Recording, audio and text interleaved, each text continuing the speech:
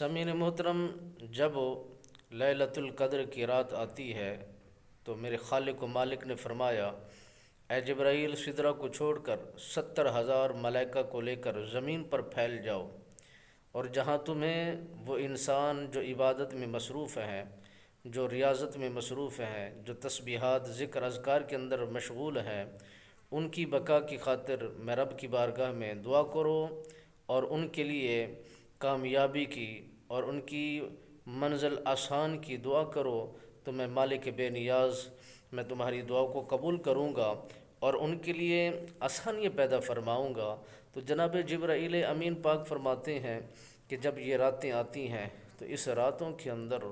مجھے زمین پر اتار دیا جاتا ہے، تو ہم زمین پر پھیل جاتے ہیں، ان لوگوں کو ڈھونڈتے ہیں، ان لوگوں کو تلاش کرتے ہیں جو دنیا میں رہ کر عبادت بھی کرتے ہیں، ریاضت بھی کرتے ہیں، تسبیحات بھی کرتے ہیں،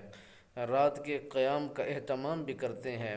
اذکار میں اپنی زندگی کو بھی بسر کرتے ہیں، اور بارگاہ خداوندی میں وہ کثرت کے ساتھ توبہ استغفار بھی کرتے ہیں، مالک بے نیاز کو راضی کرنے کی پوری پوری کوشش کرتے ہیں۔ تو ہم ہر کسی کی